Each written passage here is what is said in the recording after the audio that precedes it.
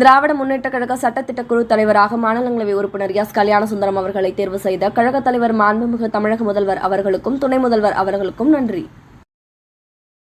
Ammachatram K. Gunanidhi DME குணாலிசர்ஸ் அயலக அணி மாவட்ட அமைப்பாளர் முனைவர் ஏ. எஸ். மூர்த்தி, தஞ்சை வடக்கு மாவட்ட அமைப்பு சாரா ஓட்டுநர் அணி அமைப்பாளர் VNR லட்சுமணன். கும்பகோணம் மாநகர திமுக நடத்திய முப்பெரும் விழா. கும்பகோணம் கும்பேஸ்வரர் கோவில் மேலவீதியில் திமுகவின் முப்பெரும் விழா பொதுக்கூட்டம் நடைபெற்றது. மாநகர அவைத் தலைவர் வாசுதேவன் வரவேற்புரையாற்றினார்.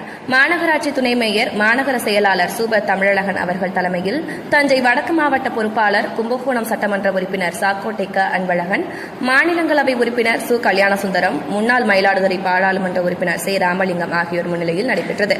திமுக அமைப்பு செயலாளர் RS பாரதி, கழக சட்டத்துறை இணை செயலாளர் சூர்யா வெற்றி கொண்டான் ஆகியோர் சிறப்புரையாற்றினர். இந்த கூட்டத்தில் மாவட்ட நிர்வாகிகள், ஒன்றிய பேரூராட்சி திமுக செயலாளர்கள், மாநகர நிர்வாகிகள், மாமன்ற திமுக உறுப்பினர்கள், மாநில செயற்குழு, பொதுக்குழு உறுப்பினர்கள், மகளிர் அணி நிர்வாகிகள் உள்ளிட்ட ஏராளமான திமுகவினர் கலந்து கொண்டனர்.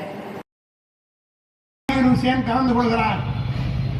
அரசு விழா மேடையிலே அனைத்து தலைவர்களுக்கும் நாற்காலி போடப்பட்டிருக்கிறார்களே, இதன் உள்நோக்கம் என்ன என்று கேட்டபோது, ஆமாம், ONGC நிறுவனத்தின் சார்பில் இங்கே ஹைட்ரோ கார்பன் மீத்தேன்.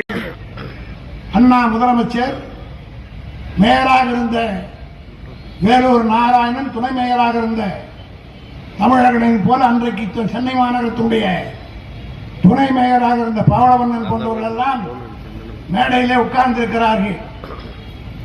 பெருந்தலைவர் காமராஜர் 67 சட்டமன்ற தேர்தலில் போட்டியிட்டு தோற்றார்.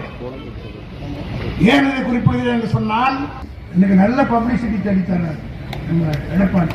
போரப்பட்டி இடத்திலெல்லாம் என்னை பற்றி பேசுகிறார். அப்படி பேசுகிற போது